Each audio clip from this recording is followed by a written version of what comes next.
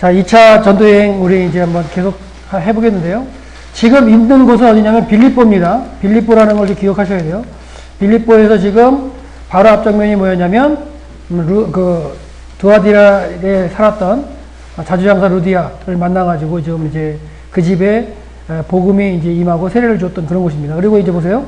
우리가 기도하는 곳에 가다가, 그러니까 빌립보에 머물면서 회당이 없으니까 안식이 될 때 기도하는 곳에 가는 거예요. 그렇게 보시면 돼요. 그러니까 몇 주 정도 더 머문다고 보시면 되죠. 우리가라는 표현 가운데는 누가를 생각하시면 되겠고요. 예. 점치는 귀신 들린 여종 하나를 만나서 점으로 그 주인에게 이익을 준 자라. 그러니까 그 당시에는 점치고 하는 게 많았던 거예요. 여기뿐만이 아니고 다른 데 도시를 가더라도 이런 일이 많이 발생하는데, 그가 귀신이죠. 귀신 들린 여인인 것 같은데, 바울과 우리를 따라와 소리 질러 이르되, 이 사람들은 지극히 높은 하나님의 종으로서 구원의 길을 너희에게 전하는 자라. 그러니까 귀신이 더 알아보죠. 예수님한테도 이랬지만, 예수님께도 귀신들이 먼저 알아봤지만 이렇게 하죠. 근데 여러 날을 이렇게 하는 거예요. 계속 쫓아다니면서. 그러니까 바울이 심히 괴로워합니다. 심히 괴로워해요. 하면서 뭐라 그러냐면, 예수 그리스도의 이름으로 내가 명하노니 그에게서 나오라. 귀신이 즉시 나와버렸어요. 이렇게 했을 때 이제 이 여인을 통해서 돈을 벌었던 사람이 이제 또 고소를 하는 거죠. 그게 이제 빌립보에서 일어나는 사건이래요. 그래서 그 귀신 들린 여종의 그 주인들이 이제 자기의 수익과 또 이제 소망이 끊어지려고 모아서 바울과 시라를 붙잡아 가다가 이제 관리들에게 이제 고소하는 거예요. 근데 여기서 보시더라도 지금 이름이 등장한 사람이 누구예요? 바울, 실라, 디모데, 누가잖아요. 그러면 일행 4명 중에 누구만 잡아가요, 지금? 바울과 실라만 잡아가잖아요. 4명인데. 그럼 왜 과연 이 바울과 실라만 잡아가고 2명은 디모데하고 누가는 안 잡아갔을까? 그런 것도 궁금증은 되죠. 뭐 그게 무슨 의미가 있느냐 이럴지 모르겠지만. 근데 이제 하나 궁금증을 하나 풀어드리기도 한다면 뭐냐면, 아까 그래서 디모데가 아마 헬라인의 모습을 띠지 않았을까. 누가는 당연히 헬라인이니까. 그러니까 지금 여기는 누구냐면, 바울과 실라는 유대인의 모습을 하고 있었던 거라 볼 수 있는 거예요. 있다고는 거죠. 그러니까 이러는 가운데, 이들이 이제 자꾸만, 예수를 전파하면서 자기를 갖다가 이제 수익을 못 올리게 하는 이런 것 가운데 이제 잡아가는 걸로 볼 수 있고요. 그 다음에 1차적으로 헬라인의 모습을 띄었다고 생각해서 누가나 디모데는 로마 시민권이 있다고 생각할 수 있는 거예요. 함부로 못 대하는 거죠. 근데 이들은 지금 유대인의 모습으로 봤을 때 이들에게는 그래도 뭔가 이렇게 해코지를 할 수 있는 그런 가능성도 있겠죠. 그래서 잡아다가 일단 관리들에게 끌어가죠. 상관들에게 데려가서 얘기를 하죠. 보세요. 이 사람들은 유대인이라고 분명히 얘기하잖아요. 유대인인데 우리 성을 심히 요란케 하여 로마 사람인 우리가 받지도 못하고 행하지도 못할 풍속을 전한다. 종교적인 문제로 이제 얘기를 하는 거죠, 계속. 그러니까 자기들이 귀신을 이용해서 돈벌이가 안 되니까 이제 이렇게 해버리는 거죠. 무리가 일찍 일어나 고발하니 상관들이 옷을 찢어 벗기고 매로 치라 하고 많이 치려 옥에 가둬버리죠. 간수에게 명하여 이제 든든히 지키게 하는데, 이런 과정 가운데 이제 바울이 매맞음을 당하는 이런 과정이 나와요. 그래서 이 매맞음을 당하는 과정 가운데 디모데하고 누가는 이제 이름이 등장하지 않죠. 바울과 실라만 가르치는데 고소할 때 이들이 유대인이라고 정확히 고소를 하죠. 그러니까 그들이 판단하는 건 겉모습을 보고 판단할 거 아니에요. 그죠? 아까 디모데도 목에 개통했기 때문에 유대인 입장에서 보면 그도 유대인이거든요. 근데 지금 고소하는 사람들은 이쪽에 로마 사람들이란 말이에요. 그죠? 로마 사람들이기 때문에 그런 가능성이 있을 것 같아요. 그리고 유적지에 가시면 이걸 이제 빌립보에 이제 바울과 실라가 갇혔다는 그 감옥 터라고 얘기를 하는데요. 매번 말씀드리지만 진짜 그러냐? 물어보시면 은혜는 안 되고요. 그냥 그렇다고 생각하고 보고 기도하면 은혜가 되고요. 정확하게 과연 거기냐? 써있질 않거든요. 저런 형태일 수 있죠. 그렇죠. 네, 그런 거죠. 그런 근거 가운데, 전승 가운데 이제 가게 되는 거고, 그래서 거의 성지 답사를 가셔서 과연 여기냐? 이렇게 접근하시면 참 문제가 되는 거고요. 답사라는 게 그렇다고 계속 말씀드리잖아요. 그런가 하여, 성경이 그런가 하여, 그걸 밟아가는 가운데 의미를 가지면 되는 거지. 진짜 거기다! 이렇게 되다 보면 그게 또 우상이 돼버립니다. 사실. 그렇게 되는 게 많은 것 같아요. 이게 이제, 옥이라고 생각하는 곳이라고 생각하는 거죠. 이제 여기서 이제 깊은 옥에 가두죠. 깊은 옥에 가뒀는데, 한밤중에 옥에서도 기도를 하죠. 찬송을 합니다. 이때, 죄수들도 듣고 있고요. 이제 옥문이 터지고 지진이나 이런 걸 갖다 이제 다 이제 아신 내용이니까 그래서 열리고 그런 가운데 로마법에 의하면 자기가 그 맡고 있는 죄수가 탈옥을 하거나 이렇게 도망을 가면 대신 그 형벌을 감당하는 제도가 있기 때문에 지금 간수가 다 도망간 줄 알고 죽으려고 그러죠. 그래서 간수가 자다가 깨요. 옥문이 열린 것을 보고 죄수들이 도망간 줄 생각하고 칼을 빼어 자결하고 하는데 막죠. 그게 이제 바울이 막으면서 이제 전도하는 장면이 이제 볼 수 있죠.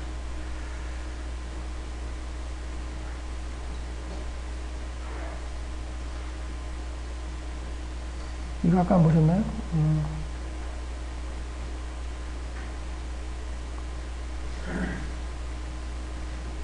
여기 이제 보시면 이게 그 착고는 아닐 거고요. 그러니까 착고라는 게 그 어떤 의미인지 아시죠? 발에다가 이렇게 채워가지고 목걸이에다 이렇게 한다든가 뭐 그런 걸 갖다가 이제 보시면 되겠고요. 바울이 크게 설명하되 내 몸을 상하지 말라 우리가 여기 있노라 하면서 이 간수와 그 집에 구원이 이르는 그런 장면들이 이제 일어나겠죠. 그러니까 이들이 잡혀 있는 이유를 간수들도 아는 것 같아요. 이들이 로마인들이 행하지 못할 풍속을 전해서 잡혀온 죄목을 알잖아요, 간수가. 그런 가운데 그를 지키고 있는데 갑자기 옥문이 열리고 다 도망갔는 줄 알았는데 그 간수가 도망가지 않고서 이렇게 얘기할 때 반응이 뭐냐면 선생들이여 내가 어떻게 하여 구원을 얻으리까? 그러니까 어떻게 보면 바울과 실라의 신분, 유대인으로서 어떤 외침을 하고 있는지를 이 간수도 간접적으로 접할 수 있다고 보는 게 나은 것 같아요. 이미 제목도 알고 있는 거고. 그러니까 도를 전하는 거니까. 종교. 그래서 결국 어떻게 하면 우리가 구원을 받을 수 있습니까? 이렇게 묻죠. 그럴 때 주 예수를 믿으라. 그리하면 너와 내 집이 구원을 받으리라 했을 때에 주의 말씀을 그 사람과 그 집에 있는 모든 사람에게 전하더라. 바울이 이제 담대히 이제 외쳐가지고 그 집에 구원이 이르죠. 그리고 세를 받게 되는데 그래서 보시면 이제 가끔가다 예수 그리스도 하나님의 아들 구원자 그 표시하는 게 박해받을 때에 보통 이제 기독교가 이제 초대교회 이후에 박해를 받을 때 숨어서 살고 동굴에 살면서 그 표시로서 이런 어떤 그 표시를 했죠. 이게 예수를 믿는다는 표시거든요. 사실 이게 물고기 표시도 있지만 익투스 물고기 표시도 있지만 그래서 예수 그리스도 카이죠. 카이 그리스도 하나님 데우스 하나님의 아들 피오스 그 다음에 이제 그 소테로 구원자 이렇게 이 표시가 예수 그리스도 하나님의 아들 구원자라는 표시예요. 이 물고기도 그렇게 쓸 수가 있고요. 네. 물고기도 뭐 쓴다면 제가 뭐 정확하게 그렇게 쓰는 게 맞는 건지 모르겠지만 여기도 쓴다면 이렇게 그린다면 되죠. 예수 그리스도 카이가 되죠. 카이 그리스도 하나님 데오스 아들 Y도 나오죠. 네. 그 다음에 그 휘어스, 그 다음에, 소테로도 나올 수 있겠죠. 이렇게 한다면, 그 시그마가 나오니까. 이게 그 당시에 이제 그 표시긴 한데, 그래서 주 예수를 믿으라. 그리하면 너와 내 집이 구원을 받으리라. 그래서 예수님에 대한 어떤 표시. 결국 예수를 통해서 구원받는다는 메시지가 이 빌립보에도 들어가고 있다는 걸 볼 수가 있어요. 그래서, 곳곳에 가면, 터키나 그래서 이렇게 곳곳에 가면 이런 표시들이 가끔 있어요. 도시들에 보면은 이렇게 돌 같은 게 써 있습니다. 그리고 동굴에 가더라도 써 있기도 하고 그려져 있는 거죠. 표식으로.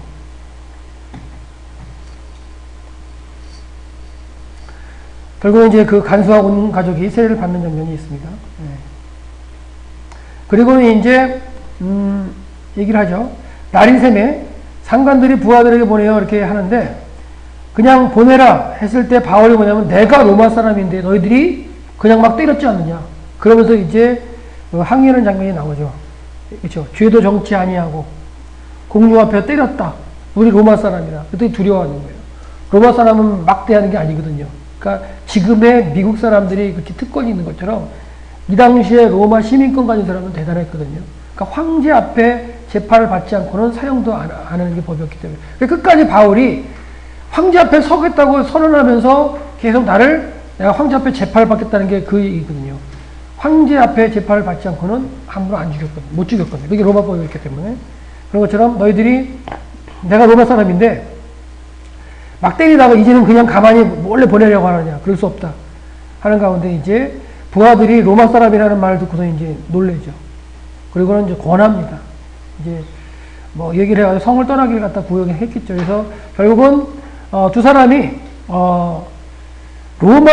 글쎄요. 신라는 모르지만 일단 바울은 로마 시민권을 가진 사람이 확실하니까. 근데 이들이 로마 시민이 아니라고 생각해서 가뒀다는 거. 그거는 두 사람의 모습이 유대인의 모습이었기 때문에 그랬을 거라는 거죠. 결국 거기서 나와서 루디아의 집에서 나와서 형제를 만나고 위로한 다음에 떠납니다. 요게 이제 그 당시에 이제 로마 군인의 자격인 시민권에 대한 내용을 이제 표시하는 돌판이거든요. 갖고 다닌 거 이런 건 아니었고요. 그러니까 내용이 남아있기 때문에 이렇게 한번 보여드렸고요.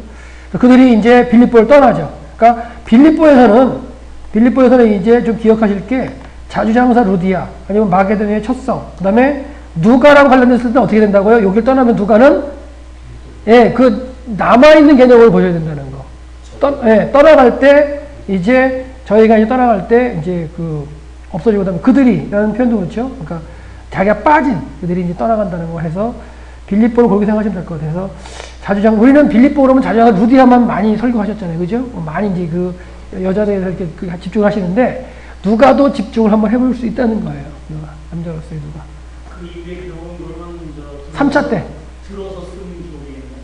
그렇죠. 2차 가는 건 다 이제 1차도 마찬가지죠. 1차, 2차도 마찬가지고 3차에서 빌립보에서 이제 지나면서 예루살렘에 올라가고 로마까지 같이 갈 때는 같이 가거든요. 그거를 이제 동행하면서 쓰는 거죠. 동행기사로. 그러니까 그런 걸 정확하게 누가는 동행하는 기사는 상당히 자세하게 기록한다는 거예요. 그러니까 자세하다기보다도 지리라는 걸 정확하게 찝으면서 가요. 2차 때 안 할 때는 이렇게 그냥 하는데 한번 이따 3차랑 한번 비교해 보시면 돼요. 그래서 그들이 암비볼리와 아볼로니아로 다녀가 데살로니카에 이른, 이것도 그냥 빌립보에서 데살로니카에 이른 간 것처럼 보이잖아요. 그죠? 지난번에 한번 말씀드렸지만 암비볼리와 데살로니카로 아볼로니아로 다녀가, 요 단어 자체가 그냥 통과하다는 그런 개념으로 안 보시는 게 낫다는 거예요. 이리저리 다니면서 두루두루 다니면서 복음을 전하는 거죠. 그러니까 그 도시를 연결한 길을 갖다 가지만 길이 있는 그 주변의 마을을 들어가면 복음을 전하고 간다고 보시는 게 더 정상일 것 같아요. 제 생각에는. 그래서 두루두루 돌아다니면서 그냥 통과하기 위해서 지나간다기보다도. 그래서 이제 암비볼리하고 그 아볼로니아로 다녀가 데살로니카에 이르렀다는 거. 데살로니카에 유대인 회당이 있었어요. 그것만 생각하시면 되는데 아마 암비볼리하고 아볼로니아는 회당이 없었던 것 같아요. 없었던 것 같은데 데살로니카는 있었습니다. 회당이.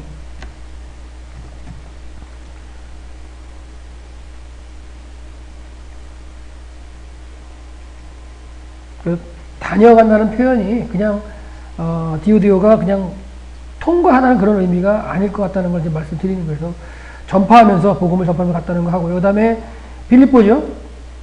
빌립보가 빠졌네요. 빌립보고 이 길이에요. 결국에 이 길이 결국이니까 이제 뭐냐면 로마로 이제 가는 이그나티안 대로라는 거죠. 고대 로마가 이렇게 군사 목적 상업 목적으로 길을 냈던 그 도로 이그나티아 대로인데 요걸 가는 길이 있죠. 가다가 암비볼리가 있죠. 가는 길이 아볼로니아가 있죠. 가다가 이제 데살로니카 항구 도시가 있는 거예요. 그리고 지나가면 이제 펠라가 있고 뭐 에데사가 있고 이렇게 쭉 가서 이제 로마 쪽으로 가는 거. 가다가 이제 끝에 가서 이제 다시 배 타고 로마로 들어가면은 이제 그게 이제 로마로 가는 길이었기 때문에 이 로마로 향하는 길, 이 길로 가는 거라고 보시면 돼요. 그래서 지금 네아폴리 도착해가지고 빌립보, 암비볼리 지나서 아볼로니아, 데살로니카. 그 다음에 이 길 한번 보세요. 이 길이 얼마인가. 이 길을 갖다가 통과하는 빌립보에서요, 데살로니카 갈 때, 거리가 안 나. 제가 거리를 지웠네. 상당히 먼 거리입니다, 이거. 그래서 우리들이 이제 만약에 여행을 가시게 되면은, 네아폴리에서 주무시고, 어디까지 가느냐? 데살로니카를 지나서 가가지고 이제 한참 가요. 베레아 지나가지고 메테오라는 가서 가서 주무시는데 하여튼간 이 터키 그리스는 상당히 그 거리가 먼 여정입니다. 그래서 성경에는 암비볼리하고 아볼로니아 사건은 기록이 안 돼 있어요. 안 돼 있는데 암비볼리아에 가면은 여기 사자상이 하나 서 있는데 여기가 암비볼리입니다 하고서 이제 찍는데 이 암비볼리도 그 위쪽으로 가면 이제 그 아크로폴리스가 있고요. 그러니까 그냥 지나가서 내용이 없다면 뭐 할 그 의미가 없겠지만은 거기도 도시가 있었고 그렇다면 충분히 여기도 바울이 서로 복음을 전하면서 지나가는 그런 여정이 될 수 있다는 생각을 가지고 있겠고요. 그 다음에 이제 아볼로니아도 가면은 볼 거 하나도 없어요. 근데 이제 비마터가 하나 있습니다. 무슨 말이냐면 여기 아볼로니아에 현재 살고 있는 사람들은 이 성경에 사도행전에 등장하는 17장에 등장하는 이 아볼로니아를 지나갔다는 그 표현을 가지고 상당히 그 자부심을 갖고 살아요. 그런 가운데 여기 이제 바울이 이 비마터인데요. 이 위에서 연설하고 왔다. 복음을 다 외치고 왔다. 그런 곳이에요. 그래서 갈 때 여기 가서 이제 한 장씩 사진 찍고 가죠. 답사를 가면. 근데 이 현재 아볼로니아 지역에 사는 사람들이 여기가 그 옆에 이제 호수가 있는데 홍수가 나요. 홍수가 나서 이렇게 잠깁니다.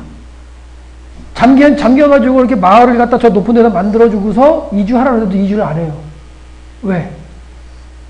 여기가 바울이 지나갔던 그런 곳이었고, 아볼로니아라는 그 단어가 성경에 나온다는 그런 의미 가운데, 높은 곳에 마을 지어놓고 이주를 하도 안 하고 계속 여기 살아요. 그게 참, 이들의 신앙인지도 모르죠. 성경에 나오는. 그러니까, 여기에 진짜 가봐도 별거 아무것도 없어요. 아무것도 없는데도, 요 비마터 하나, 전승이죠. 여기서 바울이 외쳤다는 전승. 그 하나입니다. 성경에는 그냥 아볼로니아라는 단어만 하나 지나가죠. 다녀가라는 표현. 근데 아 그래요? 이것도 제가 사자상은 안 비볼리고요. 예, 이거 나중에 드릴게요. 아볼로니아. 그래서 여기서 보시면 나오죠. 여기도 보면은 비마라고 배마라고 나와요. 예. 사도 바울이 이제 섰던 비마라 뭐라 나오고 여기에 섰었다. 바울 사도가 섰었다. 이런 표현 가운데 이들의 이제 그 믿음이지만, 하여튼간, 우리가 이들의 만약에 전승이 맞다면, 이 다녀간다는 표현도 그냥 쑥 지나간 게 아니라, 마을 곳곳에 다니면서 이제 외치고 다녔다는 표현을 볼 수가 있을 것 같아요. 그러니까, 이들은 여기, 몇십 년 만에 한 번이라도 이렇게 홍수가 와서 잠기는 마을인데도, 호수 물이 불어가지고 잠기는 마을인데도 여기를 버려두지 않고, 다시 물 빠지면 다시 들어서 살아요. 대단한 사람들이죠. 대대로 그렇게 사는 거죠.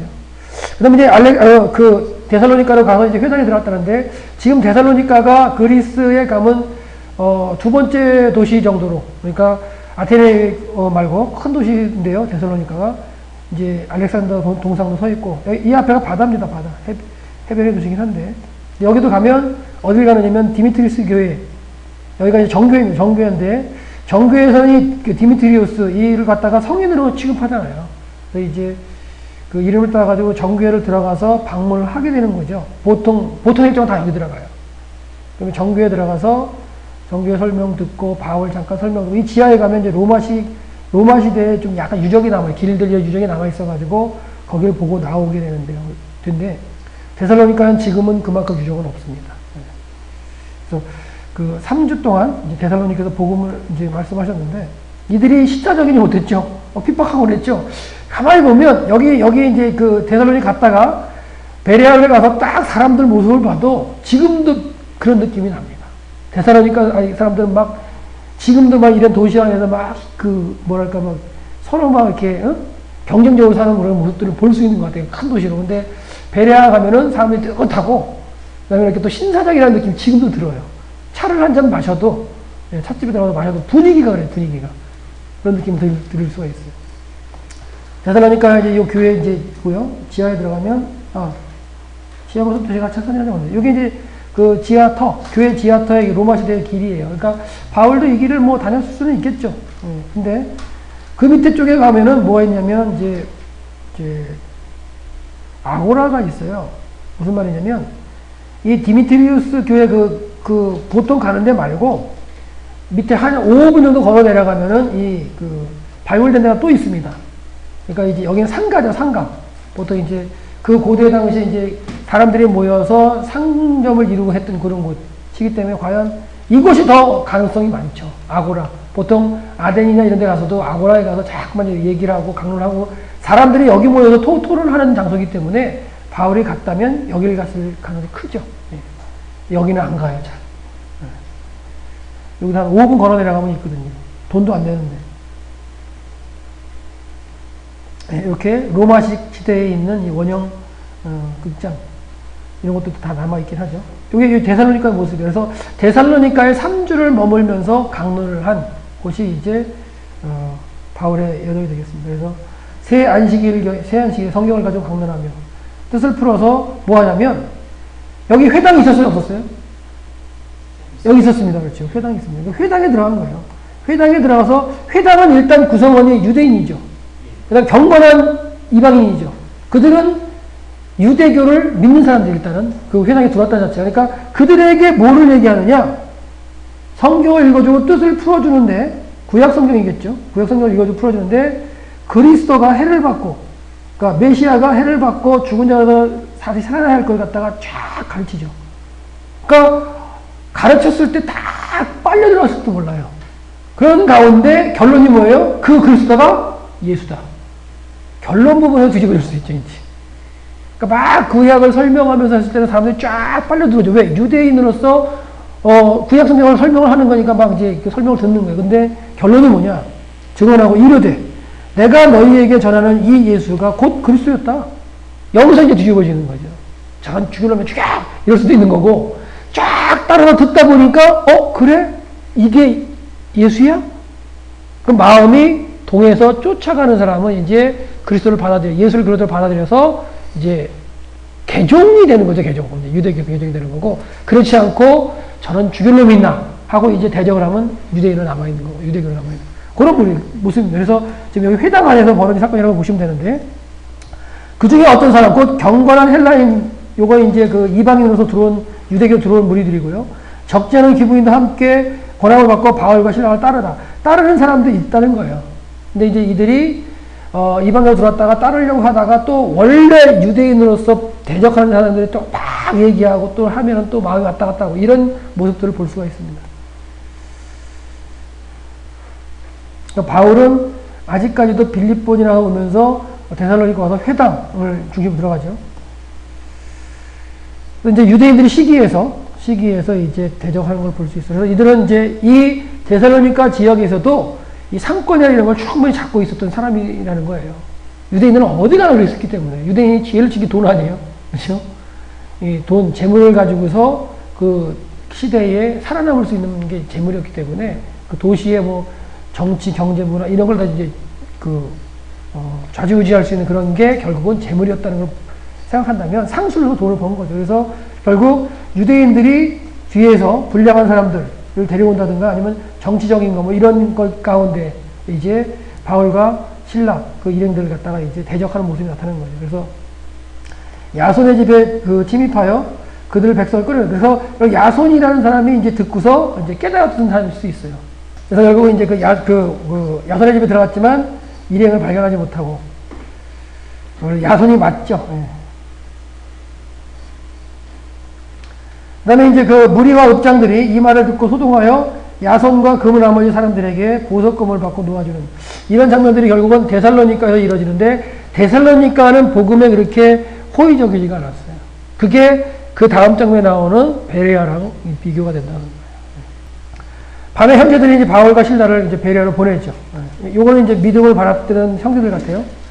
데살로니가에서 예수를 그리스도라고 이제 전할 때 받아들였던 그 형제들이 바울과 신라만 보냅니다. 그러면 또 이제 데살로니가에 누가 남는 거예요? 디모데가 남는 거죠. 재밌어요. 한번 보시면. 그래서 바울과 신라를 보내잖아요. 디모데는 또 언급이 없어요. 네. 그러니 그들이 이런 유대인의 회당에 그러니까 여기도 베레아 가도 회당이 있었어요. 데살로니가도 회당이 있었고요. 그러니까 같이 회당이 있었는데 어쩌면 지역적으로 그러니까 베레아 사람들하고 누구예요?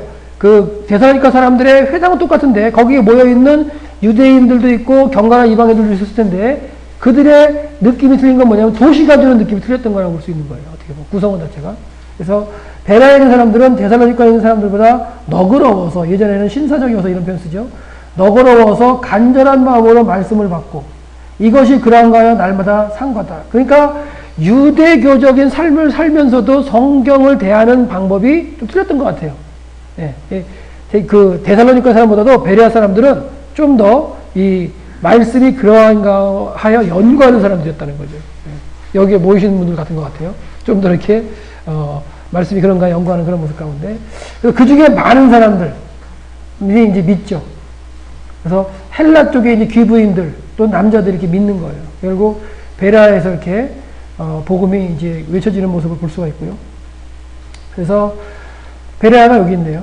핀시켰고, 근데 여기 핀이 되는데 이제 바울과 실라가 베레아에서도 복음을 전한다는 소식이 여기 들어가요. 또 데살로니가로. 그러니까 데살로니가 사람들이 또 다시 와가지고 이제 그들을 핍박하려고 그럴 때 다시 베레아에 있는 사람들이 바울을 배를 태워서 보내죠. 이제 바닷가로 내려가가지고 배를 태워서 보내는데 그때는 또 누구만 가요? 바울만 가요. 그럼 베레아 지역에 일단 누가 남아요? 신라가 남아있는 거예요. 그래서 이제 배를 타고서 가다가 아테네에 가가지고 자기를 아테네까지 데려온 사람들에게 얘기를 하죠. 아테네까지가 아니라 그 중간까지 이제 배를 태워준 사람들에게 바울과 디모데를 나에게 빨리 오라고 전해달라. 그렇게 해서 전달된 다음에 나중에 디모데하고 신라가 와서 만나는 게 어디서 만나냐면 고린도 갔을 때 이제 그 아테네로 왔을 때는 없었을 것 같아요. 왜냐면 또 아테네에 머물던 이제 바울이 고린도까지 들어갔으니까 그런 장면들이 이제 벌어진다고 보시면 돼요. 지도도요 보시면 이제 학자들이 이것도 만든 건데요. 여기 지금 파란색을 쳐 있는 게 여기 뭘까요? 현재 해안선이라는 거예요. 여기 파란색 선이 현재 해안선이고 그 고대에는 이게 지금 뭐예요? 예, 해안선이 이쪽에 있죠. 예, 그래서 이제 지금 가면 이만큼 이렇게 메꿔져 있어요. 여기가 농경지로 바뀌어 있죠. 그러니까 강이 흘러내리고 그렇죠? 토사가 쌓이기도 하고 이제 간척 사업을 하면 이게 땅이 되는 거죠. 그래서 그런 표현들도 이렇게 정확하게 고대가 아니죠. 연구하는 사람들이 이렇게 제공을 하기 때문에 많은 사람들이 이렇게 연구를 많이 해놨어요. 그걸 갖다가 자료를 볼 줄 알고요. 쓸 줄만 아시면 돼요. 그러니까 그런 부분들, 요거는 그런 의미로 했다고 보시면 돼요. 제가 이걸 만든 사람한테 들어보진 않았어요. 듣지는 않았지만 제가 생각할 때 왜 이렇게 만들었을까 생각해보면 그런 거라는 거예요. 지금 해안선입니다. 그리고 가서 보시면 요 부분이 지금 농경지로 돼가지고 간척했던 형태가 나타나요. 그리고 가능성이 있는 게 이 강이 내려와서 토사를 내려와가지고 막는 모습이 되는데 고대 도시들 가운데 무너지는 도시들 많은 도시들이요 이렇게 강을 끼고서 도시가 발달하는데 그 강에서 흘러내는 토사 가운데 항구가 막힙니다. 막히고 늪지대가 되면서 거기에 말라리아 이런 것들 해가지고 해충, 모기 이런 걸 통해서 도시가 망하는 거예요. 해충들을 퇴치를 못해요. 지금이야 모기역에 있어가지고 퇴치를 하지만 그런 것들. 앱에서도 그런 게 특징이 있거든요. 앱에서도 항구가 이렇게 자꾸 그 해안선이 변하는데 강에서부터 흘러내는 토사.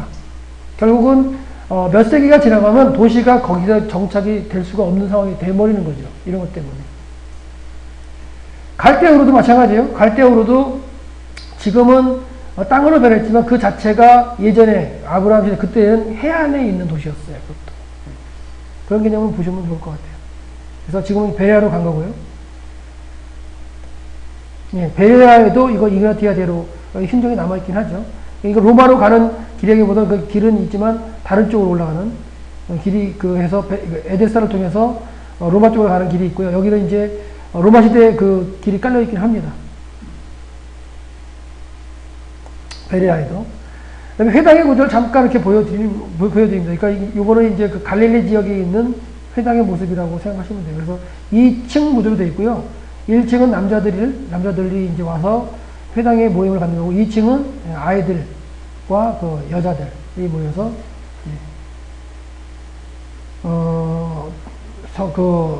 토라를 읽고 해석을 듣고 말씀을 강론을 듣고 하는 곳이 이제 그 회당이고요. 그 다음에 교육도 이루어지는 게 회당이고, 그래서 생활의 중심이 회당이죠. 유대인들의. 가버나움 회당의 2층 구조의 모습입니다. 지금은 이 윗부분이 다 없어진 거죠. 이 건물터만 남아있고, 이 가버나움 회당은 재밌는 게, 이 회당터가 따로 있고요. 요 옆에 부속 건물, 이게 재판을 하는 곳입니다, 재판. 재미있는 건 이 옆에 터에 이 천정을 보면 지붕에 이렇게 구멍이 뚫려 있어요. 왜 그럴까요? 하나님이 내려다보신다. 그런 의미를 주어주는 거예요. 그러니까 판결을 할 때 어떻게 할까요? 보고 계시는 거 앞에서 판결을 내리는 거예요. 그러니까 정확하게 내리겠죠. 거짓 없이. 그런 의미가 있다고 얘기를 합니다. 이 회당장 설명 잠깐 드렸고요. 그래서 베레아에 있을 때요. 베레아에 있을 때 이제 다시 데살로니카에 있는 사람들이 이거 하나 그냥 넘어갔나요? 그렇죠. 데살로니카에 있는 유대인들은 바울이 하나님의 말씀을 베레아에서도 전하는 줄 알고 거기도 가서 무리를 움직여 소동케 했습니다. 그러니까 무리를 움직여 소동케 하는 게 이제 데살로니카 사람들의 이제 특징인 것 같아요. 형제들이 곧 바다까지 이제 가서 배를 태우고 이제 가죠. 근데 실라와 디모데는 아직 거기 머물렀다는 표현을 쓰죠. 그래서 베레아에서 바다까지 가서 배를 타고서 이제 가는데 아테네 그 다음 장면이 아테네에 도착하는데 하여튼간 배를 타고 끝까지 아마 여기 지도에서는 배를 타고 끝까지 아테네로 간 걸로 표현이 되어 있는데 이렇게 100길이 있었는지는 좀 궁금하고요. 중간에 아마 이렇게 돼가지고 6km 올라오지 않았을까 하는 게 제 생각이에요. 고민은 고민입니다. 그림은 이렇게 그려져 있는데 바다로 해서 이렇게 끝까지 갔을 것이냐 좀 궁금합니다. 고민 중에 있어요. 한겨울에 제가 2월달에 갔는데 그때 똑같죠. 이제 베레아를 갔다가 어디를 가야 되냐면 숙소인 메테오라를 가야 되는데 쫙 산길을 돌아 가는데 고속도로가 다 막힌 거예요. 왜 막혔느냐면 농부들이 데모를 합니다. 농기구를 갖다가 다 고속도로를 다 막아놨어요. 그러니까 고속도로 올라갔다가 또 나왔다가 막 하다가 전혀 생판 처음 가는 길, 저도 처음 가는 길입니다. 막 산으로 막 그 차가 올라가는 거 막 다니더라고요. 근데 딱 가다 보니까 표만에 이정표 딱 보였는데 고대의 도로라는 말이 딱 써 있더라고요. 제가 가이드 보고 그랬죠. 나중에 저기 한번 가보시라고. 딱 보니까 고대의 길이라고 써 있는데 저기가 가능성이 있지 않겠느냐. 그러니까 무슨 말이냐면 이제 막 얘기를 하다가 배를 타고 내려가지고 여기 그 델포이 말고 여기 테베스 지역 요쪽을 지나갈 때에 고대의 그 길이라는 게 그 명칭이 남아있더라고요, 도로에. 그러니까 거기가 고대의 길의 유적이 남아있는 거예요. 근데 거기도 가이드 한 번도 안 들어가봤다는 거예요. 처음 들어간다는 거예요. 그러니까. 그때 막 농성을 해서. 그래서 저 다시 한번 가보고 싶은데. 그래서 생각한 게, 이쪽에도 길이 있다면, 그리고 도시가 찾아보니까 테베라는 도시가 있었어요. 큰 도시가. 그렇다면 테베를 거쳐서 아데네로 갈 수도 있지 않을까 하는 생각이죠. 배를 타고 뺑 돌아간다는 건, 좀 약간 의미가 제가 볼 때는 약간 좀 떨어지는 것 같아요. 그래서 그런 것들, 대의에는 문제는 없고요. 이게 그래서 고대 지도를 한번 찾아보다 보니까 이렇게 해놨더라고요. 그래서 펠라 밑에 여기 이제 그 베레아가 있었겠고, 배를 타고 이제 왔을 텐데, 여기 보면은 이제 여기 테베라고 있죠. 도시들이 있어요. 아테네도 있고, 아테네 오기 전에 테베도 있고, 그래서 오다가 어느 정도 내려서 6기로 돌아오지 않았을까 하는 거. 그러니까 이렇게 배를 타고 왔다 갔다 한다는 게 이 지역에서는 좀, 힘들지 않았을까 하는 생각을 하죠. 그래서 그런 생각이 들으면 이렇게 지도를 찾는 거예요. 지도를 찾아서 보면 누군가는 이렇게 지도를 또 연구해서 만들어 놓고 하더라고요. 그래서 여기 테베라는 도시가 있고, 여기 이제 그 아테네가 있는데, 이 근방을 막 지난번에 이렇게 버스 타고 막 헤매다가 보니까 고대의 그 길, 이런 편만 있어가지고 가능성이 있겠다. 그러면 이게 뺑 돌아서 바깥으로 가서 이렇게 아테네를 돌아온다는 거. 왜냐면 배편이 이게 밑에서 한참 돌아가야 돼요. 그럴 거라기보다는 육로로서 이렇게 길로 해서 들어오는 가능성도 충분히 있지 않겠느냐. 그래서 이제 아테네에 이제 도착해가지고 전도를 합니다. 그래서 아테네에 와서 이제 혼자 떨어진 거예요. 혼자 떨어져가지고 아테네에 왔을 때 뭐라 하냐면 아테네까지 온 사람들에게 실라와 디모데를 속히 오게 해라. 이렇게 해서 이제 그들은 떠났어요. 떠나고 아테네에 이제 머물러 있는 바울이 기다리다가 이제 몸이 근질근질한 거예요. 그러니까 이제 매번 복음을 전하는 사람이 이제 혼자 있지만 몸이 근질근질하니까 또 바깥에 나가셨던 것 같아요. 나가셔서 보니까 온 성에 그 아테네 성에 우상이 가득하죠. 진짜 그리스 신화 아시잖아요. 온 우상들이 성에 가득한 걸 보고서 이제 격분해가지고 여기도 회당이 있습니다. 회당에서는 유대인과 경건한 사람들에게 또 장터에서, 여기 아고라죠.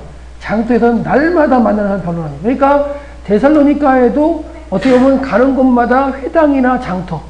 그러니까 회당은요, 주 타겟이 누구예요? 유대 공동체 안에 들어온 유대인들과 경건한 이방인들이겠죠. 그들에게는 오히려 구약적인 말씀을 갖다가 이렇게 막 외치다가 내가 그 말하는 이 메시아가 누구다? 예수다. 이렇게 연결하면 되는 거죠. 그렇게 하는 그들의 전도 방법이고, 그냥 이런 어떤 장터, 아고라에 가서는 완전히 다 이방인들이거든요. 그들에게 어떤 메시지를 주느냐? 다른 메시지가 다릅니다. 네, 접근하는 방법이. 그래서 장터에서 날마다 사람들과 변론했다는 건 뭐냐면 계속 예수 그리스도를 갖다 전하는 거예요. 그러니까 바울은 어디 가서도 한시도 그냥 숨어 있거나 뭐 이런 게 아닌 것 같아요. 네. 그리고 에피쿠로스 학파하고 스토아 철학자. 당시에 에피쿠로스하고 스토아 자체가 둘이서 이렇게 논쟁하고 하는 그런 철학자들이었는데 그들과도 쟁론을 하는 거죠, 바울이. 그랬더니 이제 그 당시에 그 사람들은 말쟁이라고 표현을 해요. 그러니까 바울이 엄청나게 말을 잘했던 것 같아요. 저 말쟁이가 무슨 말을 하라고 들어보자. 뭐 이런 얘기 하는 거죠. 그래서 이 아테네 사람들은 진짜 신에 대해서는 너무너무나 마음이 열렸던 사람이에요. 다시는 섬기니까. 그러니까 모든 신에게 열려가지고 마음을 갖다 다 받을 수 있는 그런 열려있는 거고요. 그 다음에 그 신 문제 이런 거 아니면은 관심이 별로 없었던 거예요. 먹고 사는 것보다도 그런 거에 관심이 많았기 때문에 어떤 사람은 이르되 이방 신들을 전하는 사람인가 보다 이렇게 생각하는 거예요. 당연히 예수를 그러더라고 하면서 하나님의 아들로 얘기를 하면서 이렇게 전했으니까. 그래서 결국 바울이 예수와 부활을 뭐 한 거예요? 전했다고 분명히 나오고 있어요. 근데 이방인에게도 전혀 이방인은 예수를 모르잖아요. 메시아도 상관이 없고. 근데 그걸 어떻게 전했을까 하는 그런 이제 가운데 유대인들 회당에 들어가서 전하는 그 메시지하고 이방인들에게 하는 메시지하고는 다르다는 거. 그걸 이제 한번 볼 거예요. 그래서 아테네 설교에서는 거기에 좀 특징이 있어요. 요거는 이제 그 아크로폴리스에 올라가가지고 아고라 쪽을 갖다가 찍은 거예요. 지금 아크로폴리스에 올라가 찍은 거고요. 요 옆에가 이제 뭐냐면 아레오바고 아시죠? 아레오바고에서 이제 또 그 설교하는 장면이 나오는데, 예, 이거는 지도니까 한번 보시고요. 예.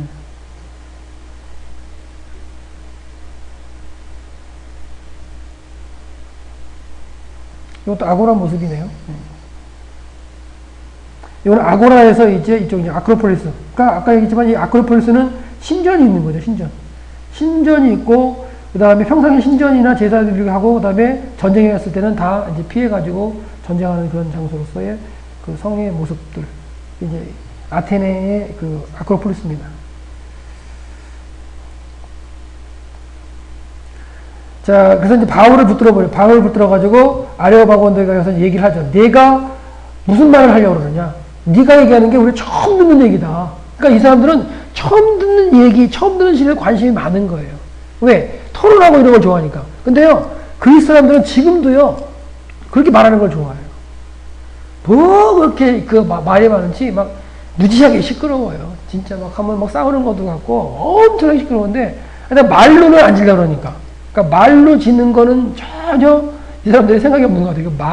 말로 얘기를 하니까. 그렇다고 또 주먹 쥐고 막 싸우는 건 아닙니다. 그리고 말로는 그냥 서로 말로. 그래서 결국은 새 가르침을 갖다가 이제 배우려고 그러는데, 보세요. 내가 어떤 이상한 것을 우리의 귀에 들려주니 그 뜻이 무엇이냐 알고자 하노라.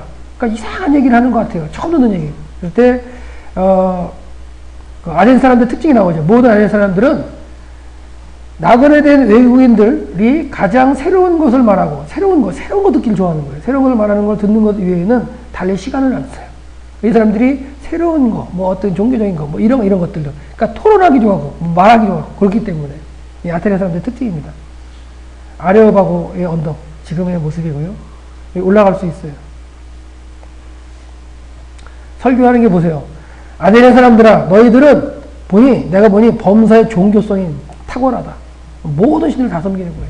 그러면서 내가 돌아다니면서 성을 다 보니까, 야, 모든 신들을 다 섬기고, 이들이 어떠냐면, 알지 못하는 신도 섬기려고 제단을 만들어놨어요. 그러니까 자기네들이 아는 신에 대한 것은 다 섬기고, 혹시 우리가 모르는 신들이 노해가지고 우리를 어떻게 보면은 해악을 줄까봐 알지 못하는 신에게도 제단을 만들어가지고 제사를 드리던 그런 형태가 나와 있다는 거예요. 그래서 알지 못하는 신에게라고 새긴 단도 내가 보았다. 이 정도예요. 신에 대한 개념이. 그러니까 완전 잡탕이고 잡신인 거죠. 예. 그런데 그런 가운데에 유일신 하나님을 갖다가 말하는 유대인들이 어떻게 보면 귀하게 볼 수 있는 거예요. 그러니까 이런 잡신, 다신이 아니고 유일신이라고 생각해서 마음을 바꾸는 사람들이 경건한 이제 이방인들로 유대 공동체, 회당 공동체로 들어갔다고 생각하시면 되는 거예요. 무슨 얘기인지 아셨죠? 그러니까 이들에게는 이렇게 신에 대한, 고대에는 그 신에 대한 어떤 다신의 개념이 있기 때문에. 근데 이들에게 외치는 게 뭐냐? 우주와 그 가운데 있는 만물을 지으신 하나님. 이렇게 얘기하는 거죠. 그러니까 유대교의 구약의 내용을 접근하는 게 아니라 만물을 지으시고 우주에 충만하시고 이런 분, 창조주 이런 개념으로 이제 이들에게 전하는 걸 볼 수 있어요. 천지의 주제신이 손으로 지은 전에는 계시지 아니하고 이렇게 이제 접근을 하죠. 그래서 요거는 이제 로마에 가면은 그 로마 시대의 그 도시, 이름 자꾸 까먹었는데, 포로 로마노, 거기 가면은 그 유대인 정원, 팔레스타인 정원이라는 곳에 거기 가서 보면 제단이 이렇게 떠 있어요. 이게 뭐냐면 그 알지 못하는 신에게 이제 제사 드리는 제단이 그 형태가 이제 남아있는 건데, 이런 것처럼 로마에도 있었는데 안에도 이런 게 있었다는 거죠. 여러분. 그러니까 신에 대한 문제를 갖다가 이제 하는데, 지금 바울은 어떻게 하나님을 소개하냐면 우주를 접근하는 거예요. 우주를 창조한 신, 만물을 지으신 신, 이렇게 접근을 하죠. 그리고 천지의 주제시요, 뭐 이런 표현을 씁니다. 그리고 만민에게 생명과 호흡과 만물을 친히 주시는 일, 이런 식으로 접근하죠. 그러니까 회당에 들어가서 유대인들에게 접근하는 방법하고 그냥 이방인에게 접근하는 방법이 좀 틀리죠. 구약을 다 알고 있는 사람에게는 그냥 얘기가 예수는 그리스도, 이거 설명해버리죠. 구약을 설명한 다음에. 그리고 이방인에게는 그들에게 맞게 이 우주를 창조하시는 분이 누군지 아느냐, 내지는 생명 문제에 대해서 접근하기도 하고, 이런 게 결국은 접근 방법인 것 같아요.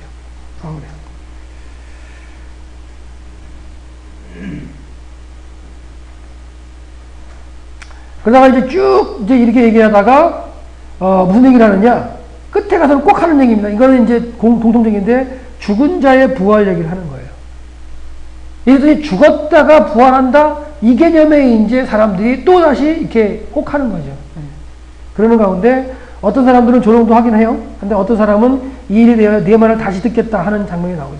그러니까 신에 대한 개념 이런 걸 쫙 설명할 때 이들이 들었을 때 진짜 손으로 지은 거 이런 걸 했을 때 그들도 이해를 하잖아요. 그게 무슨 신이겠냐 이런 언급을 하다가 결국에는 나중에는 부활 문제, 사람이 죽었다가 사는 문제, 죽음의 문제가 그래도 모든 시대의 가장 공통적인 관심사 아닌가요? 그걸 해결하는 모습으로 접근을 하는 바울의 모습을 알 수 있는데, 그런 얘기를 했을 때 에이 말도 안 돼 하고 가는 무리도 있지만 지금 내 말을 다시 듣겠다고 해서 귀를 기울이는 사람도 있다는 거예요. 그러니까 이 시대에도 전도하는 방법이 하나의 방법이겠죠. 모르는 사람들에게는 생명 문제, 이 우주의 문제, 아니면 뭐 창조의 문제, 섭리의 문제 이런 것들. 근데 그 복을 듣고서 이제 디오누시아하고 이제 다마리가 믿었다는 게 이제 정확하게 그 이름이 나오는 사람이 두 사람이 있습니다. 그리고 이제 아덴을 떠나서 고린도로 들어갑니다. 고린도로 들어가서 아굴라라고 하는 사람이 이제 본도에서 난 유대인이 있는데, 이 유대인이 자체가 이제 이 사람도 구약에는 아주 통달한 사람이었어요. 그래가지고 이 사람을 만나는데, 글라우디오가 황제죠. 글라우디오가 모든 사람들 로마에 떠나라고 했을 때에 이제 제가 설명을 잘못했습니다. 제가 지금 아굴라는 성경에 구약에 통달했다는 얘기 안 나오면서 제가 잠시 착각했어요. 그게 아니라 제가 누굴 얘기하냐면 아볼로로 지금 착각했는데, 아볼로는 아니고요. 그러니까 아볼로는 구약에 이제 통달을 했고, 그다음에 이제 그 세례만 알고 있던 사람이 나중에 나오는 거고요. 이 사람 나중에 등장하고, 제가 잠시 착각했습니다. 이 아굴라는 브리스길라의 그 남편이죠. 그래서 이 두 사람은 로마에 살다가 글라우디오가 이제 그 로마를 떠나라, 유대인들은 떠나라고 명령했을 때에 떠난 사람이란 얘기죠. 그 유대를 로마를 떠나서 어디를 살고 있냐면 지금 고린도에 와서 살고 있는 거예요. 그래서 고린도에서 이렇게 둘이 살고 있는 그 브리스길라와 아굴라를 갖다가 지금 바울이 고린도에서 만나는 거죠. 예. 근데 이들은 생업이 같았어요. 천막 짓는 거. 예. 그렇기 때문에 이제 둘이서 만나가지고 1년 6개월을 갖다가 고린도에 머물면서 복음을 전하는 그런 장면이 나타납니다. 그래서 아테네가 여기고요. 여기가 고린도입니다. 그래서 아테네에서 복음을 그 변론하고 하던 이제 그 바울이 고린도에 와가지고 브리스길라하고 아굴라를 만나는 장면이 나타났어요. 그리고 여기도 회당이 있었습니다. 네, 회당이. 그래서 안식일마다는 회당에서 가서 강론하고 아덴을 생각한다면 뭐예요? 이방인들에게는 저작거리, 그렇죠? 아고라 가서 또 변론하고. 그러니까 바울이 회당에서만 했다고 생각하시면 안 돼요. 그러니까 회당은 유대와 경건한 유대인이 있기 때문에 아까 전도방법은 뭐냐? 그 구약을 설명하고 그게 예수 그리스도라는 설명하는 거 하고요. 그 다음에 이제 일단 저작거리에 가서 아고라에 가서는 일반인한테 서 또 다른 방법을 했겠죠. 이때에 바울과 실라와 디모데가 마게도냐에서 내려오죠. 그리고 이때 내려와가지고 이제 디모데하고 그 실라가 빌립보 쪽에 아니면은 뭐 저 마게도냐 쪽에 이제 뭐랄까요 이야기 또는 데살로니가 쪽에 이야기를 했을 수 있겠죠. 그래서 데살로니가 전서 후서 이 내용을 갖다가 바울이 2차 전도 여행 기간 중에 이제 쓰는 형태로 나타나는데 고린도에서 머물면서 디모데를 이게 보내고 와고가 되는 장면이 있어요. 그래서 결국 이 시기에 데살로니가 전서를 쓰지 않았을까 하는 게 이제 논점이 나오는 거예요. 왜? 지금 디모데는 결국 어디서 온 거예요? 데살로니가나 아니면 베레아 쪽에서 온 거 아니에요.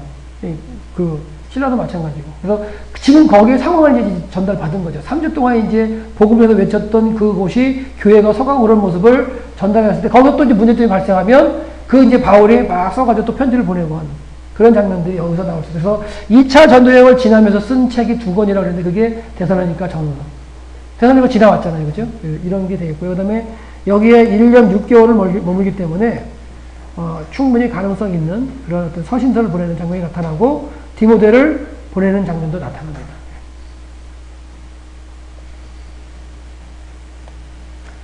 그 다음에 이제 디도 유스도라는 집에 거하죠. 그래서 하나님을 경외하는 디도 유스도라고 하는 사람의 집에 들어가서 있는데 그 집은 회당 옆집이에요. 회당 옆에 있는 집이었어요. 그러니까 여기 가서도 저 유스도의 집을 찾죠. 막 사람들이 목사님이 이제 찾는데 그러죠. 유스도 집은 어딘지 모르겠고요. 그 집이 가능성 있는 집은 소개해 드릴게요. 그러고 가죠. 왜 가능성이 있냐면, 성경에 회당 옆집이라고 나오거든요. 회당 옆에. 지금 회당터였다는 곳이 발견이 돼 있어요. 그 옆에 가서 식사를 합니다. 거기서 돼지고기 요리 가지고 이제, 여기 지금 식사를 하고 계시는데, 보통 거기서 하기도 하고, 딴 데서 하려는데, 그 집에서 이제 돼지고기 요리 가지고 아주 맛있게 하거든요. 구웠는데. 거기서 드시면서 뭐라 하냐면, 여기가 아까 그렇게 원하셨던 유스도의 집일 수 있습니다. 이렇게 말씀드리죠. 왜? 회당, 옆집이라 했는데, 식사하는 그 장소가 회당 바로 옆집이에요. 재밌더라고요. 그래서, 이제 여기 고린도에서 1년 6개월 머물면서 복음을 막 전하는 것 같다가 하시는데, 보세요. 밤에 주께서 환상 가운데 바울에게 말씀하시되 두려워하지 말며, 침묵하지 말고 말해라. 그러니까, 고린도에 왔을 때 바울도 상당히 두려움이 있었던 거예요. 아테네라고 또 틀리잖아요. 아테네도 그렇게 신이 많은데 고린도 오니까 고린도는 어떻게 보면 아테네보다 더 할 수도 있는 거예요. 어떻게 보면. 그리고 성적인 문제에서부터 해가지고 여기가 뭐냐면 항구 도시예요. 그리고 고린도가 상당히 번창한 도시였고요. 세계의 배 타고 다니는 사람들의 어떤 도시 중에 가장 가보고 싶은 도시 중에 하나가 고린도였어요. 그 당시에 배를 타는 사람들의 얘기 중에 고린도에 가가지고 하룻밤 신전 창기들과 하룻밤 자는 거. 그게 가장 영광으로 생각한 것 중에 하나가 그런 개념이 있었던 도시가 고린도예요. 그리스 시대도 그랬고, 로마 시대 이후에도 그렇고. 그 다음에 고린도가 항구가 2개 있거든요. 갱그리아하고 이쪽에 이제 또 하나가 있는데, 하여튼 이따가 설명드리는데, 하여튼간 이렇게 상당히 혼탁하고, 그 다음에, 신적인 걸로도 이렇게 강력했던 그 도시 중에 이제 하나가 고린도였다는 거예요. 내가 너와 함께 있음에 어떤 사람이 너를 대적하여 해롭게 할 자가 없을 것이니 이는 이성 중에 뭐예요?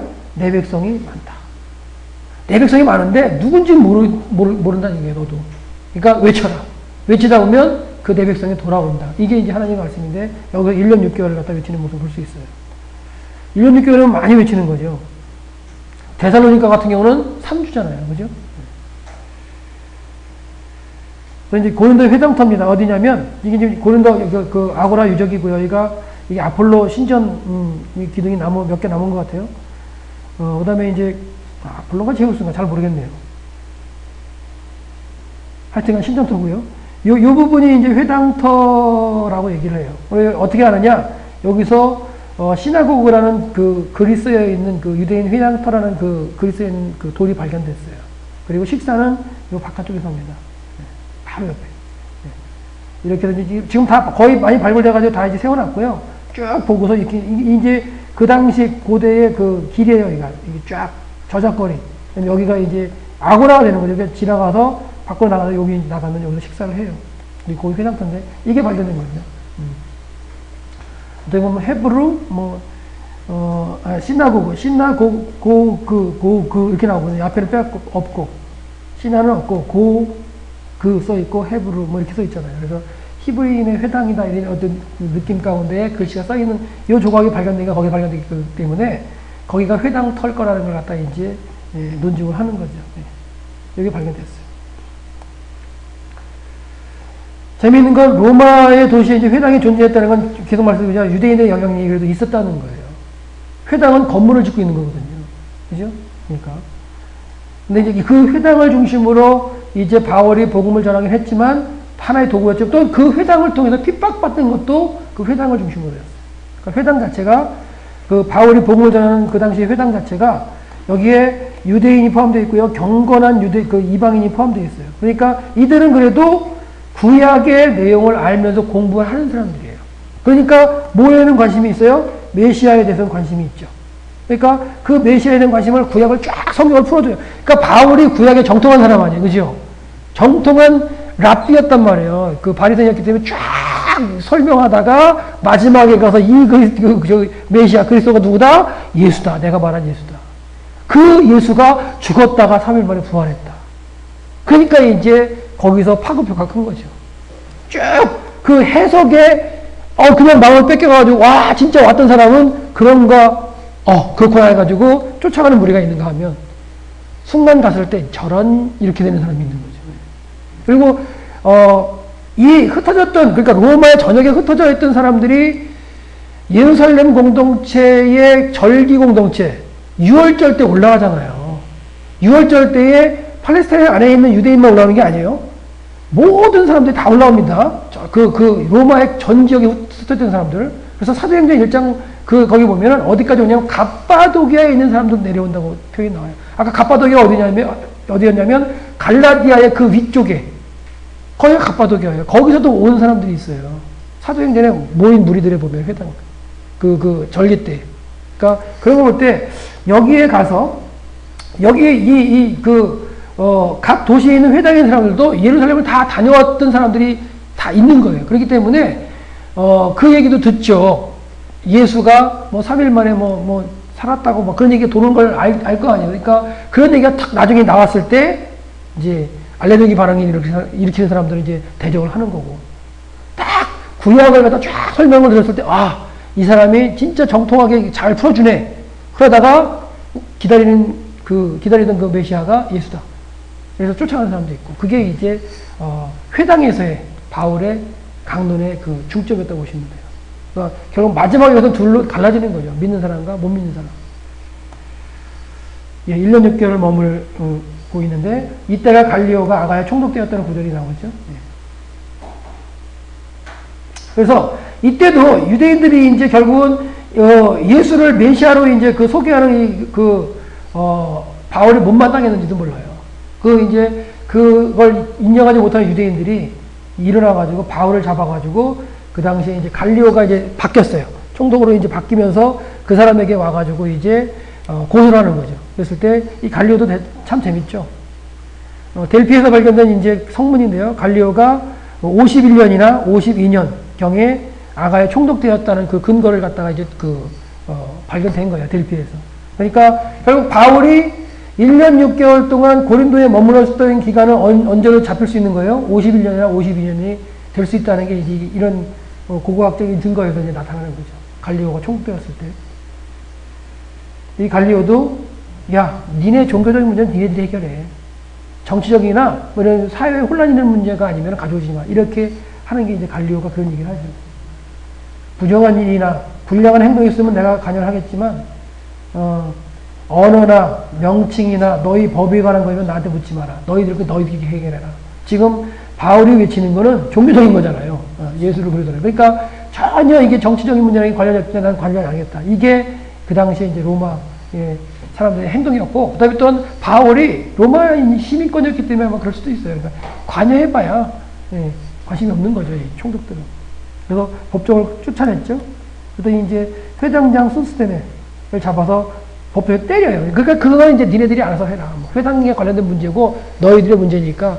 회당은 원래 이렇게 때리는 곳이었거든요. 그 종교적으로 이렇게 잘못된 걸 잡아가지고 회당에서 때리는. 그러니까 40에 가만 매를 갖다가 만드는 건 누구한테 맞아요? 로마인들에게 만든 거라고 보시면 안 돼요. 회당에서 때리는 거예요. 회당에서. 그런 의미로. 그래서 이제 그 11날 머물렀는데 이게 한 1년 6개월 머물고서 배를 타고 이제 수리아로 떠나갑니다. 그럴 때 이제 고린도에서 떠나올 때 배를 타고 나오는데요. 배를 타고 이제 겐거리에서 나올 때에 브리스길라하고 아굴라를 같이 나와요. 같이 나와서 배를 타고 나와서 에베소에 이제 들려오는데 에베소에 브리스길라하고 아굴라를 갖다 남겨놓고 자기는 이제 수리아로 돌아가죠. 예루살렘 거쳤다 돌아가는 장면이 나와요. 그래서 바울이 서원한 게 뭔지는 모르겠지만 뭘 서원했는지 모르지만 서원이 있어서 겐그레아 항구에서 이제 머리를 깎죠. 그래서 혹시 이제 겐그레아를 가시게 된다는 생각이 있으신 분은 이 가위나 뭐 이렇게 가져가서 이렇게 퍼포먼스 한번 하시면 기억이 남죠.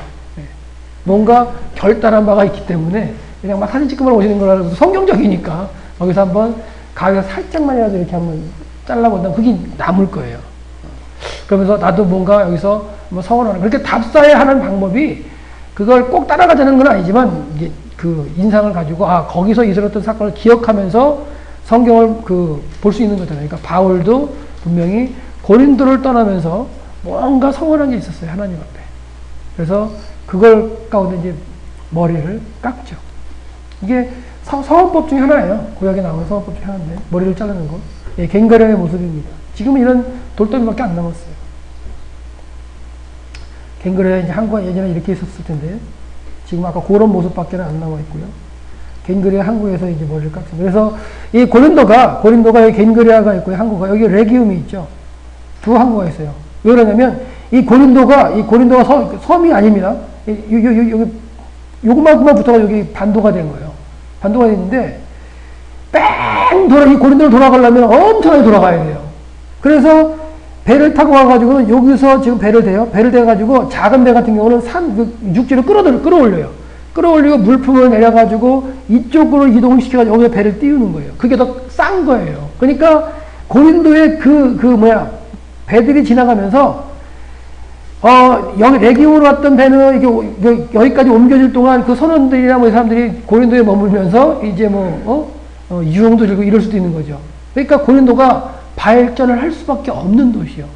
상업적으로, 금융적으로, 고린도는 이런 어떤 천혜의 그 당시에 천혜의 항구 도시를 갖다가 두 개 갖고 있는 거죠.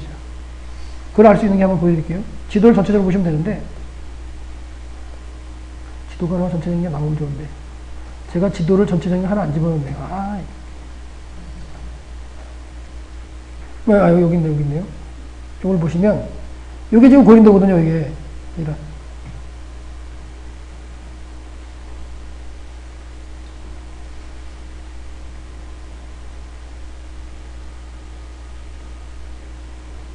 여기 보시면, 고린도가 여기거든요. 요 섬 자체가 고린도인데, 여기가 아까 요만큼만 붙어 있는 거예요.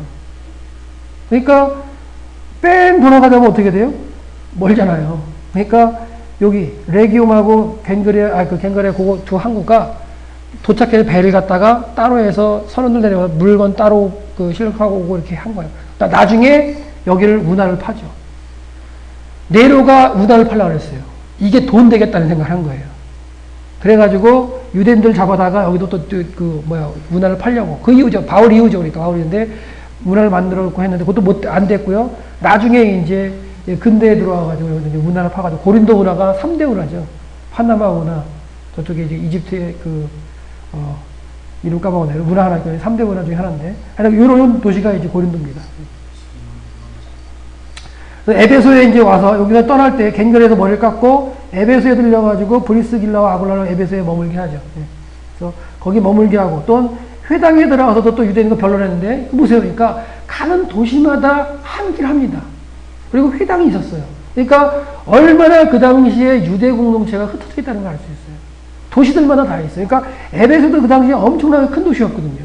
그 큰 도시에 회당을 짓고 유대인이 머물러 있었다는 것은 그만큼 유대 공동체가 힘이 있었다는 거고요. 그 다음에 이런 것들이 어떻게 보면 이미 하나님께서 722년에 아수를 통해서 북이스라엘이 망하게 하시고 586년에 남유다가 망하게 하면서 그들이 믿지 못하고 해서 흩어지게 하세요. 흩어지게 하시는 가운데 이미 역사 가운데 다 유대인들이 곳곳에 가서 자리 잡으면서 회당을 만들어 형성하면서 복음을 예비할 수 있는 길을 갖다 만들어 준 거죠. 어떻게 보면.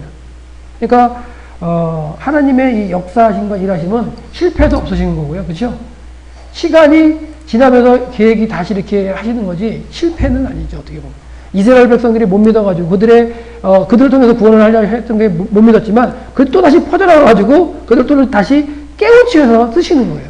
무슨 말이냐면 잘못된 거 딱 패해가지고 없애버리고 다시 만들어서 쓰시는 게 아니라 무슨 얘기인지 아시죠? 잘못된 거를 갖다 다시 고치셔서 쓰시려는 게 우리 하나님이라는 거예요. 그게 감사한지 몰라요. 제가 잘못했을 때 너 끝! 죽여버리고 다른 사람을 쓰신다. 저는 아무것도 아니죠. 하나님은 그게 아니라 한번 복음이 들어가 하나님께서 한번 이렇게 잡아서 쓰시려고 하셨다면 그가 잘못했을 때 뭐 하시는 거예요? 고쳐서 다시 회개케 해서 돌아오면 그를 통해서 쓰기 전에 우리 하나님이라는 거. 얼마나 감사한지 모르죠. 그러니까 이런 것들이 그 믿음에 적용된다면 상심하고 낙심하고 있는 그 사람도 결국 하나님 끝까지 돌아오길 기다리시고 책임지려고 하신다는 거예요. 그러니까 회개하고 돌아오면 그 사람 다시 쓰시는 거니까. 그래서 그 바탕들, 회당이 바탕이 된 가운데 메시지가 들어가서 그들이 받아들여서 회개하고 반응을 하면 그를 통해 역사하시는 거고. 그죠? 그러니까 구원의 어떤 그거는 똑같이 열려 있는 거죠. 사실. 회당 안에서도 똑같이 열려 있는, 기회가 열려 있는데 메시지가 들어왔을 때 예스냐 노냐에 따라서 거기서 또 갈라지는 거겠죠. 사실. 예. 그런 가운데 회당이 곳곳에 그 로마 시대에 있었던 걸 알 수가 있어요. 그러니까 여러분들이 사도행전을 이렇게 읽을 때 바울이 가는 곳 가운데 회당이 도시마다 있었다는 거에 대해서 참 어떻게 보면은 관심을 가지고 보시면 되는데 그만큼 유대인들이 힘이 있었다는 거. 당시에.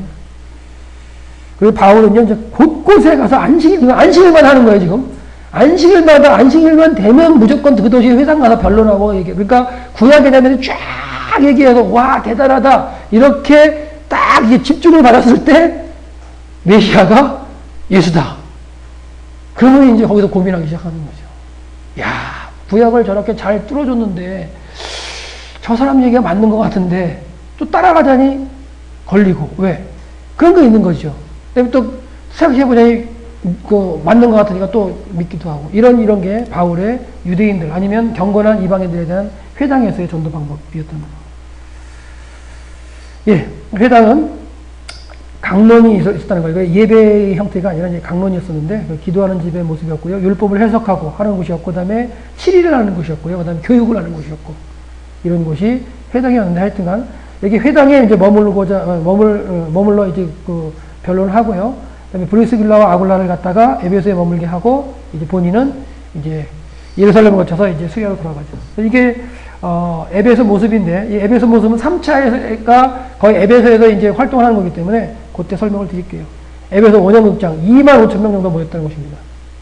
그러니까 25,000명이 모였으면은 이 도시의 인구가 얼마냐? 곱하기 10 정도를 하시면 돼요. 그러면 25만. 그 당시 25만이 엄청난 도시인 거예요. 그 당시 25만이요. 이게 이제 에베소 원형극장인데요. 2만 5천 명이 들어갈 그런 큰 원형극장인데 여기서 얘기하는 게 저 뒤에 꼭대기에 올라가서 들으면 들려요. 자연스럽게. 그러니까 제가 다 확인한 겁니다. 꼭대기 올라가가지고 다 들어오고. 그러니까 결국 이제 에베소에 이제 왔고요.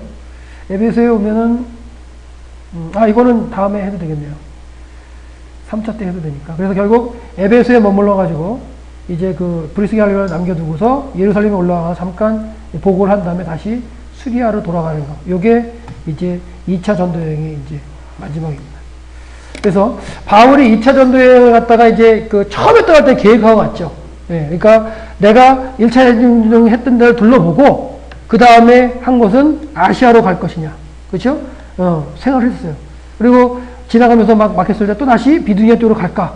그것도 막으셨어요. 결국은 바울의 이 계획, 하나님께서 바울을 이방인의 사도로 부름을 하신 다음에 원하신 건 계획이 있으셨다는 거예요. 바울을 통해서. 근데 바울은 그걸 아직 몰랐기 때문에 자기가 원하는 길로 가려고 했었는데 그걸 막으셨고, 막으시는 가운데 하나님께서 인도하시는 길이 2차 전도여행 가운데 이루어졌다는 걸 생각하시면 되겠습니다.